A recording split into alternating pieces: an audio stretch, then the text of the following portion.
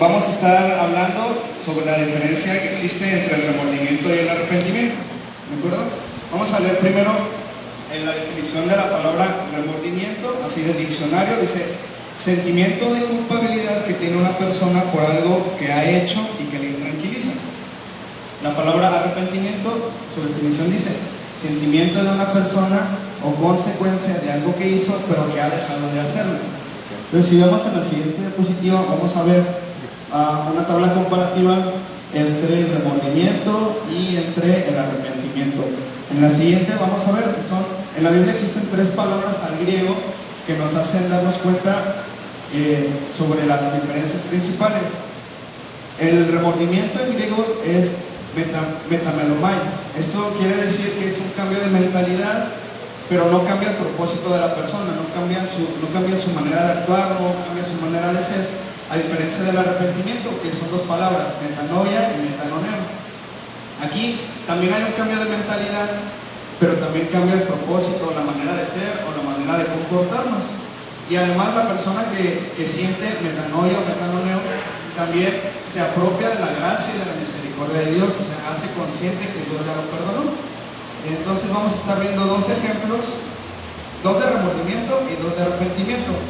La razón por la cual estamos hablando de este tema es porque en una ocasión escuché a un pastor, no sé si lo escuché o lo leí, no recuerdo, pero él puso o dijo que las personas que eran presas o que estaban en la cárcel podían ser libres a pesar de seguir siendo presos, y esto era porque las personas que estaban en la cárcel habían aceptado a Jesús, aceptaban que Jesús les había perdonado sus pecados, y gracias a eso ellos podían tener libertad, porque ellos ya se habían olvidado de su pasado.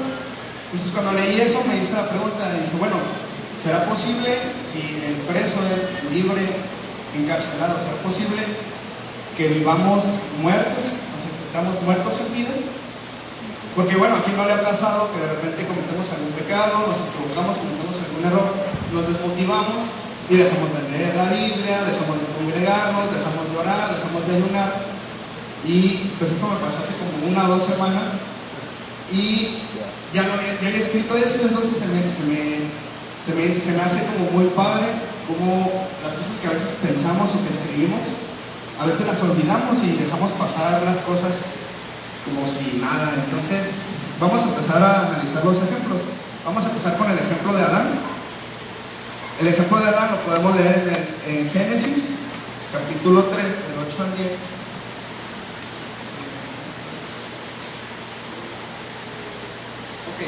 Dice: y oyeron la voz de Jehová Dios que se paseaba en el huerto al aire del día, y el hombre y su mujer se escondieron de la presencia de Jehová entre los árboles del huerto. Mas Jehová Dios llamó al hombre y le dijo: ¿dónde estás tú? Y él le respondió: oí tu voz en la voz del huerto y tuve miedo porque estaba desnudo y me escondí.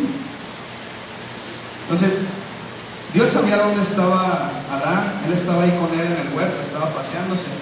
Sin embargo, el mismo pecado que nosotros cometemos nos hace sentir vergüenza, nos hace sentir temor, nos hace sentir pena de lo que hemos hecho, nos hace sentirnos inmerecedores del perdón de Dios. Sin embargo, aquí podemos observar dos cosas. Le das a la siguiente diapositiva.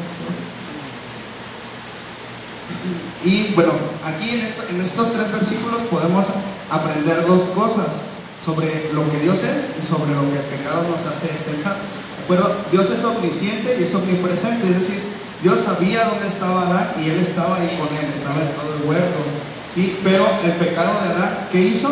Que él recordara que somos inmerecedores del perdón de Dios, y además le hizo olvidar que Dios nos ama y que Dios es misericordioso, que Dios nos puede perdonar. Entonces, es muy interesante saber que el pecado nos recuerda cosas negativas para alejarnos de Dios, pero nos hace olvidar las cosas positivas para acercarnos a Él. Y bueno, nosotros solemos pensar que el amor de Dios es condicional, que se condiciona por las cosas que dejamos de hacer o por cómo vivimos nuestra vida cristiana. Y este pensamiento surge porque nosotros somos así. Nosotros asignamos o quitamos valor al amor que sentimos por las personas dependiendo del agrado que sentimos por ellas. Y nosotros somos inconstantes, pero Dios no es inconstante, Dios es constante. Y eso es importante, saber que Él ya olvidó las cosas que hicimos, los pecados, y no debemos dejar que nuestras emociones o que nuestro remordimiento nos separen de Dios. ¿Okay? Vamos a ver el ejemplo de Judas, y en el ejemplo de Judas les puse 4 versículos. La siguiente diapositiva, les puse 4 versículos. El primer versículo, Mateo 26, del 20 al 21, es el que vamos a estar revisando ahorita, que es cuando Jesús anuncia que uno de los 12 lo va a traicionar. Y los siguientes 3 versículos es donde donde Jesús anuncia su muerte, que él iba a morir. Entonces él lo anuncia 3 veces. Me gustaría que anotaran el 16, del 21 al 23, lo vamos a revisar más adelante, porque también es bastante importante. Ahorita nos vamos a centrar en Mateo 26, del 20 al 21.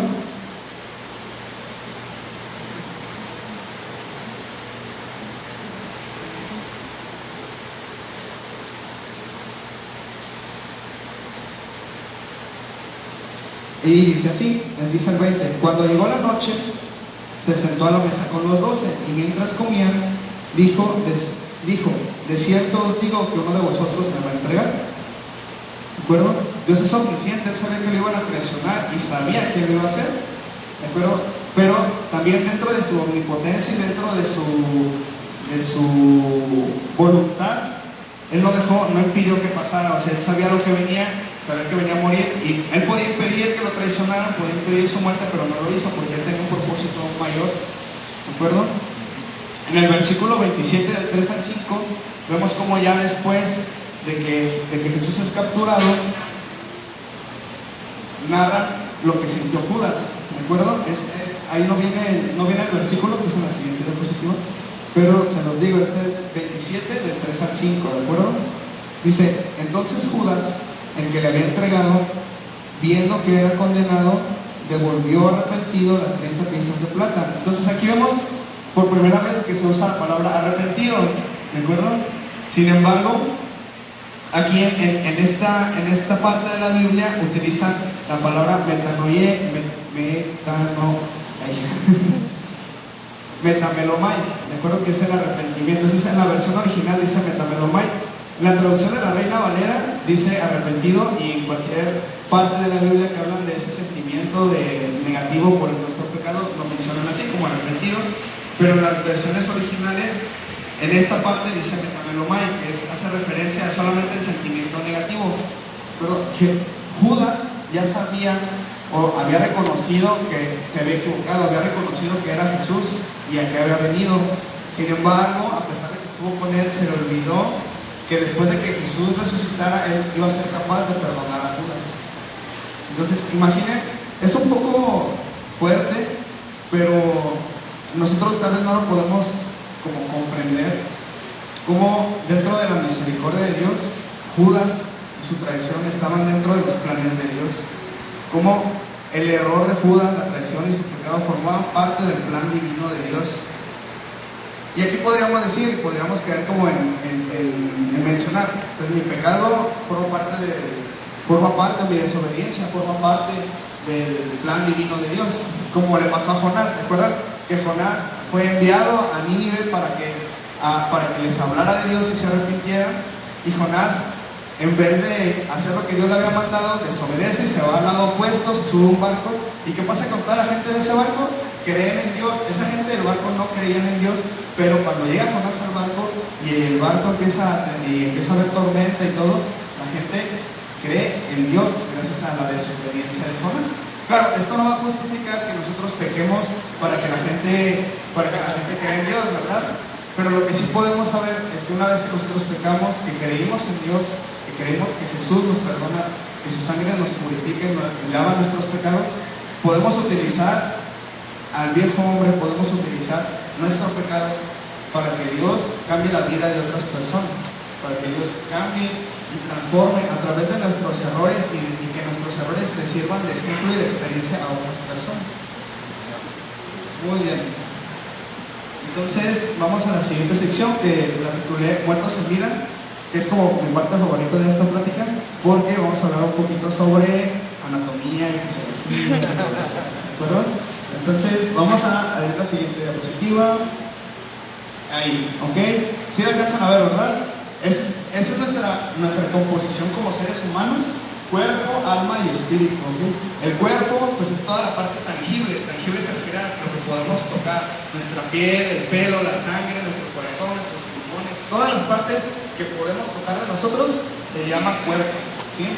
Tenemos otra parte que no podemos tocar, que es la que nos produce los pensamientos, las emociones, las sensaciones, nuestra voluntad. A eso le llamamos alma, ¿de acuerdo? Y la parte que se relaciona, nuestra parte que se relaciona con Dios, se le llama espíritu, ¿de acuerdo? Con base a estas tres, le das a la siguiente, vamos a tener dos tipos de muertes: la muerte física, que es cuando muere el cuerpo y es una separación entre el alma y el cuerpo. Las dos se pierden, ¿de acuerdo? Y la otro tipo de muerte, que es la muerte espiritual. La muerte espiritual es una separación entre nuestro espíritu y Dios. Entonces, en primer lugar tenemos el pecado, que el pecado produce una muerte espiritual, y la muerte espiritual en consecuencia produce la muerte física, que es lo que le pasó a Adán, que es lo que le pasó a Judas. Después de pecar, tuvieron una muerte espiritual, y a raíz de ahí llega la muerte física, que es lo que ahorita nosotros estamos experimentando y vamos a seguir experimentando hasta que regrese Jesús. Entonces, cuando nosotros no oramos, cuando nosotros no leemos la Biblia, cuando dejamos de congregarnos, cuando dejamos de ayunar, estamos experimentando una muerte espiritual. Es decir, estamos muriendo a pesar de que estamos vivos, a pesar de que nuestro corazón late, a pesar de que sentimos emociones, sentimos tristeza, sentimos amor, sentimos cariño, estamos muriendo espiritualmente. Y nuestra vida eterna, o la promesa que Jesús nos dio, se va perdiendo a raíz de eso.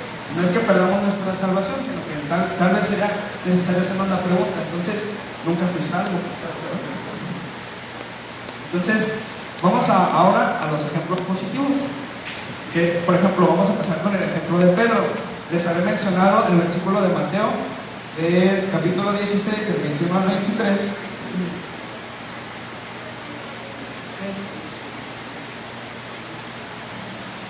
Bueno, ahí en la diapositiva dice del 21 al 16, del 21 al 23, pero quizá valga la pena un poquito leer desde el 15. También es como nos va a ayudar un poco a entender este concepto, ¿de acuerdo? El 15 dice: y Jesús les dijo: ¿y ustedes quiénes dicen que soy yo? Respondiendo Simón Pedro dijo: tú eres el Cristo, el Hijo del Dios viviente. Entonces Jesús le respondió: bienaventurado eres, Simón, hijo de Jonás, porque no te lo reveló la carne ni la sangre, sino mi Padre que está en los cielos. Y yo también te digo que tú eres Pedro, y sobre esta roca edificaré mi iglesia. Fíjense, aquí Pedro manifestó su creencia, y que él manifestó que él sabía que era Jesús, el Hijo de Dios. Y aquí vemos una promesa de que Jesús le dice: sobre ti va a crecer, y gracias a ti, sobre ti va a crecer mi iglesia. Entonces, es una promesa que Jesús le hace.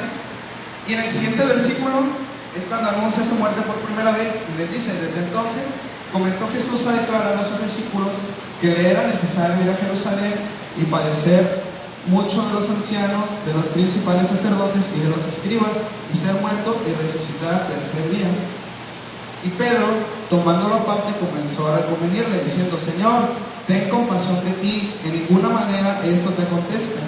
Pero él, volviéndose a Pedro, le dijo: quítate delante de mí, Satanás, me eres tropiezo, porque no pones la mira en las cosas de Dios, sino en las cosas de los hombres.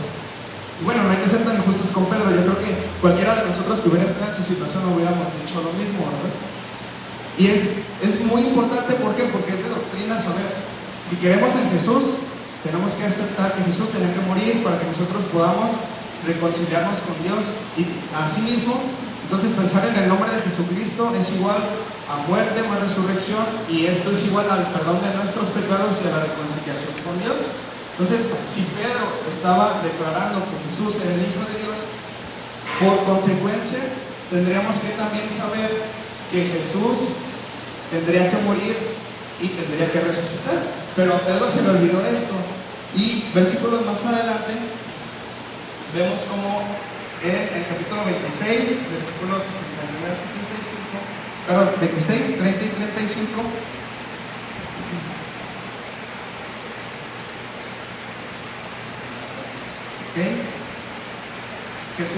Jesús está hablando con sus discípulos nuevamente y dice: y cuando hubieron cantado el himno y salieron al monte de los olivos, Jesús les dijo: todos vosotros os escandalizaréis de mí en esta noche, porque escrito está: heriré al pastor y las ovejas del rebaño serán dispersadas.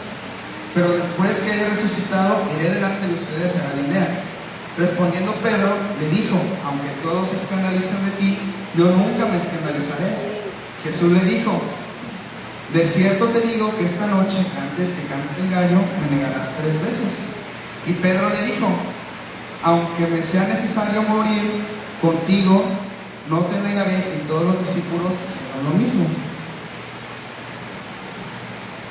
Y ahorita cantábamos, ¿verdad?, que siempre vamos a estar postrados ante los pies de Cristo.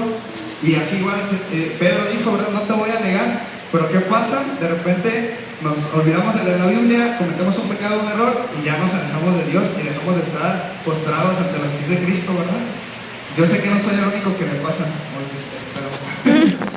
Entonces, aquí es importante porque Pedro siempre desde un principio reconoció a Jesús como hijo de Dios, y a pesar de eso cometió errores, ¿verdad? Y vamos a ver qué pasa al final. Dice en el mismo capítulo, en el versículo 69, dice: Pedro estaba sentado afuera en el patio, y se le acercó una criada diciendo: tú también estabas con Jesús el Galileo. Mas él negó delante de todos diciendo: no sé lo que dices. Saliendo él a la puerta, lo vio otra y dijo a los que estaban ahí: también este estaba con Jesús el Nazareno. Pero él negó otra vez con juramento: no conozco al hombre. Un poco después, acercándose los que por ahí estaban, dijeron a Pedro: verdaderamente tú eres de ellos, porque tu manera de hablar te descubre. Entonces él comenzó a maldecir y a jurar: no conozco al hombre, y enseguida cantó el gallo. Aquí podemos ver cómo Pedro negó 3 veces a Jesús y nunca se acordó de todo lo que le había dicho Jesús a él directamente. Fue entonces hasta que el gallo cantó, él se acordó de todo lo que le había dicho Jesús, y así dice la Biblia. Entonces Pedro se acordó de las palabras de Jesús que le había dicho: antes de que cante el gallo me negarás 3 veces. Y saliendo afuera lloró amargamente. Y eso es otro tipo de remordimiento, otro tipo de metamelomai, que es el arrepentimiento en griego. Entonces aquí podemos ver, hacer la siguiente. Aquí podemos hacer un análisis, ¿verdad? Nuevamente Dios sabía que Pedro lo iba a negar 3 veces. Entonces aquí reafirmamos nuevamente que Dios es omnisciente. Dios sabía que Judas lo iba a traicionar. Dios es omnisciente, ¿sí? Entonces, cuando Pedro peca, se separa de Dios y sufre una muerte espiritual. Pero esa muerte espiritual por breves momentos le hacía olvidar la naturaleza de Jesús, ¿de acuerdo? Pero él nunca olvidó la promesa que le hizo Jesús sobre que él iba a edificar la iglesia. Y vemos cómo Pedro fue uno de los pilares principales en la iglesia primitiva. Si nosotros vamos al libro de Hechos, vamos a encontrar 2 personajes principales. En la primera mitad del libro está Pedro y en la segunda mitad del libro está Pablo, pero el personaje principal no son ninguno de ellos 2. El personaje principal del libro de Hechos es el Espíritu Santo. Todo lo que pasó en la iglesia primitiva fue movido y fue motivado a raíz del Espíritu Santo. Entonces vamos a leer Hechos capítulo 5, del 14 al 16, que dice así: y los que creían en el Señor aumentaban más, gran número así de hombres como de mujeres, tanto que sacaban a los enfermos a las calles y los ponían en camas y lechos, para que al pasar Pedro al menos su sombra cayese sobre alguno de ellos. Y aún de las ciudades vecinas muchos venían a Jerusalén trayendo enfermos y atormentados de espíritus inmundos, y todos eran sanados. Pedro no era el que estaba sanando a la gente, era el Espíritu Santo que ya moraba en Pedro y era una extensión de él, y cuando él pasaba y su sombra cubría a los enfermos, los sanaba. Pero ¿qué hubiera pasado si Pedro hubiera continuado con ese llanto, con ese arrepentimiento? Pues hubiera perdido la bendición de poder continuar con el plan de Dios, porque al final la obra continúa, con, a pesar y sin nosotros, la obra va a continuar. Dios va a buscar más personas que estén dispuestas a servir, pero si nuestro arrepentimiento, si nuestro remordimiento, si nuestra tristeza, si nuestro llanto no quiere ayudarle a Dios, entonces Él no nos va a usar, ¿de acuerdo? Entonces, vamos a ver el ejemplo de Pablo. Y no vamos a leer mucho sobre Pablo porque es como una historia que la mayoría conocemos. Pablo era un perseguidor de la iglesia primitiva, trataba de matar a todos los que levantaban la mano y que hablaban a favor de Cristo, eran perseguidos por Pablo, y sabemos que Pablo tuvo un encuentro con Jesús, pierde la vista, recupera la vista y a raíz de ahí empieza a predicar. ¿Y qué pasa con Pablo? Pues es uno de los principales autores del Nuevo Testamento, tiene muchas cartas. Entonces ahí vamos a regresar a nuestro versículo base, que es el de 2 de Corintios 7, del 8 al 11.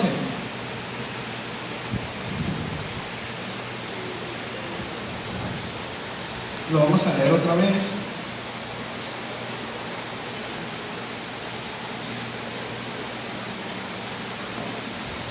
Es una carta, esta es la segunda carta que Pablo le escribe a la iglesia de Corinto. ¿Ok? Y dice así: porque aunque os contristé le voy a ir cambiando un poquito las palabras porque están un poco extrañas en la Reina Valera, pero lo vamos a ir cambiando las palabras para que lo podamos entender mejor. Dice: porque aunque los hice sentir tristes con la carta, no me pesan, aunque entonces lo lamenté, porque veo que aquella carta por algún tiempo nos hizo sentirse tristes. Ahora me gozo, no porque hayan sido contristados, se hayan sentido tristes con esta carta, sino porque fueron hechos sentirse tristes para arrepentimiento, porque habéis sido contristados según Dios, para que ninguna pérdida padecéis por nuestra parte, porque la tristeza que es según Dios produce arrepentimiento para salvación, de que no hay de qué arrepentirse. Es decir, una vez que nosotros pecamos y Dios nos perdona, pues realmente en teoría ya no tendríamos nada de qué arrepentirnos, porque Jesús ya nos perdonó. Más la tristeza del mundo produce muerte. Entonces en la siguiente diapositiva vamos a ver el mismo versículo, y una imagen muy interesante que me encontré por ahí, que es una comparación entre Pedro y Judas.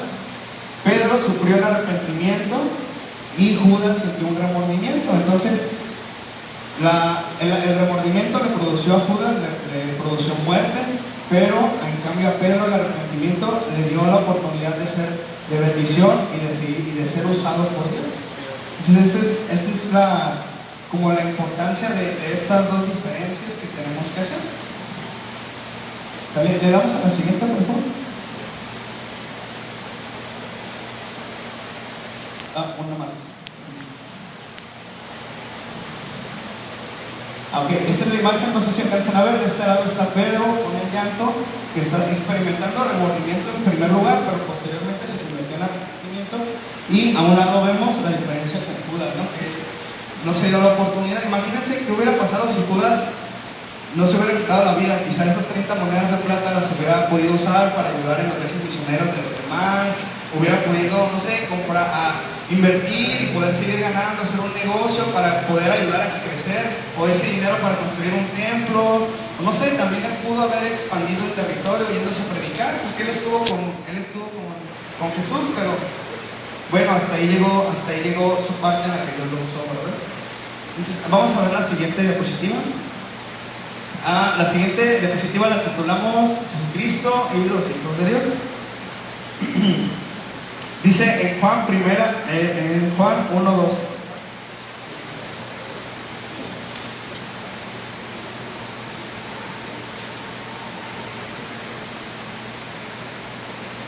Dice: mas todos los que recibieron, bueno, el 11 dice: a los suyos vino y los suyos no le recibieron, mas todos los que le recibieron, a los que creen en su nombre, les dio la potestad de ser hijos de Dios. Entonces Jesús sabía lo que venía y él pudo haber detenido su muerte, pero no lo hizo. Y todos los que declaran que creen en él, tenemos la oportunidad de decir que somos hijos de Dios. En Romanos 6:23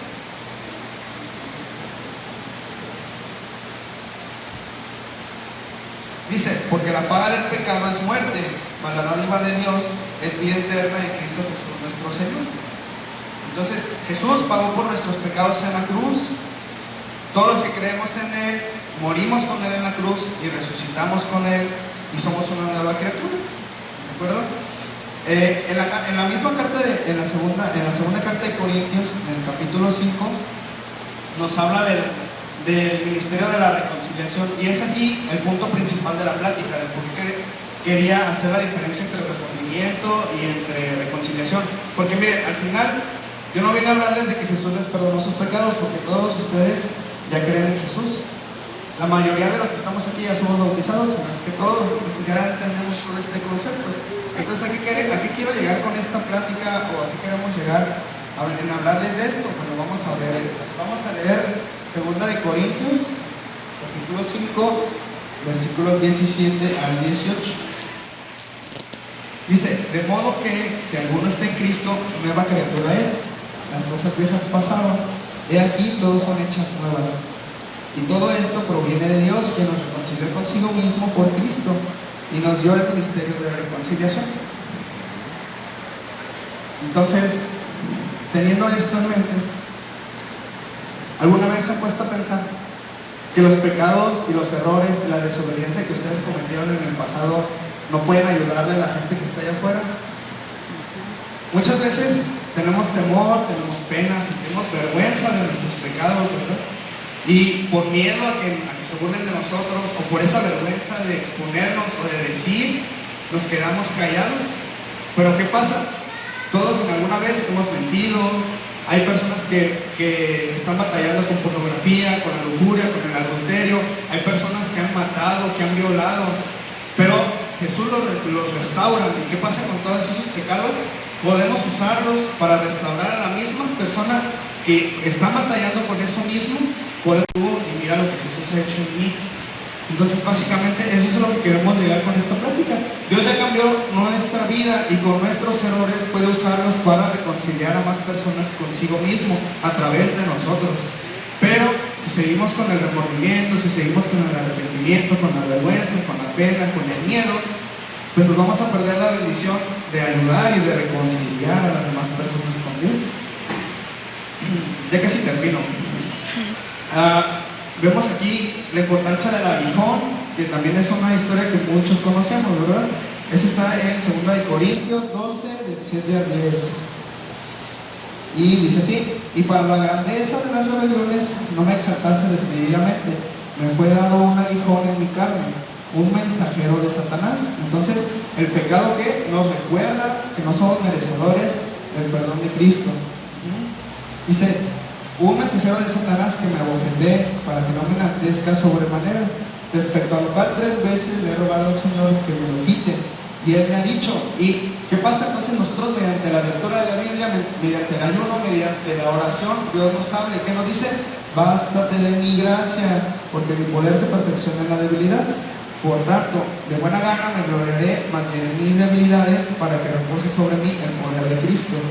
Por lo cual, por amor a Cristo, me gozo en mis debilidades, en afrentas, en necesidades, en persecuciones, en angustia, porque cuando soy débil, entonces soy fuerte. Haciendo una analogía con la historia de David, recordemos que David se le puso una armadura para que él venciera a Goliat. Entonces, en este caso, nosotros ya no necesitamos una armadura. ¿Por qué? Porque ya tenemos a Jesús.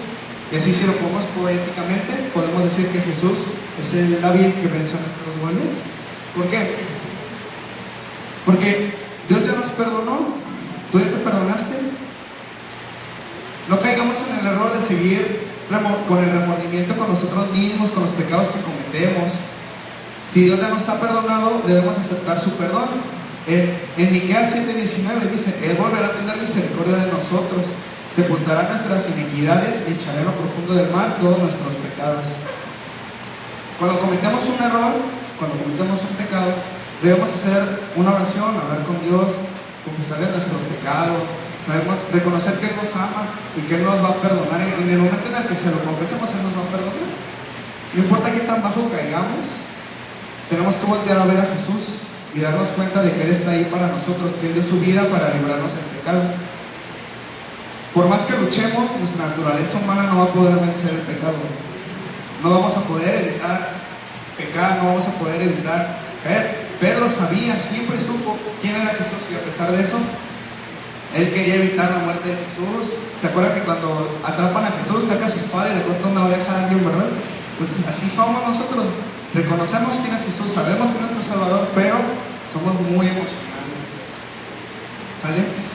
Pero el hecho de que no podamos evitar nuestros pecados no es una mala noticia. Al contrario, sabemos que Jesús ya venció el pecado por nosotros y esa victoria pues también es nuestra.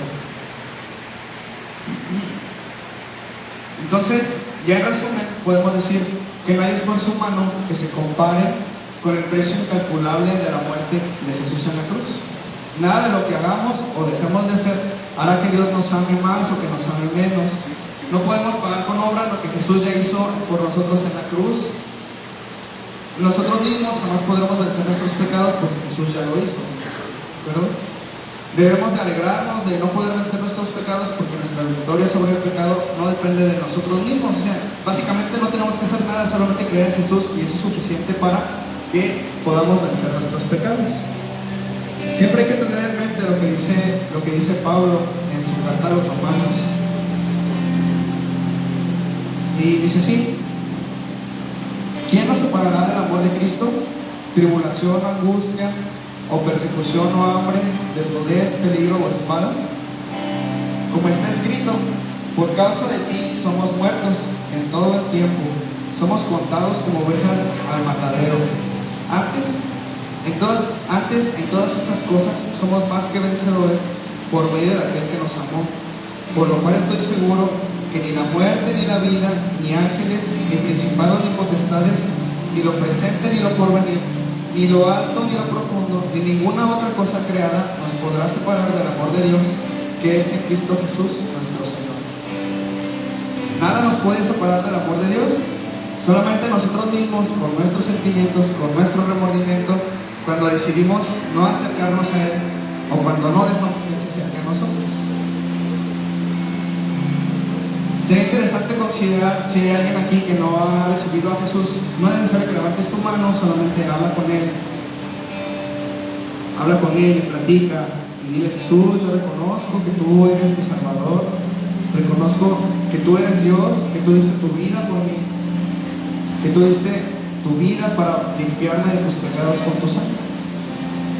También sería interesante saber, bueno, no saber, pero considerar si alguno de nosotros, de los que estamos aquí, estamos batallando con algún pecado en especial. Todos pecamos, no hay día que no pequemos.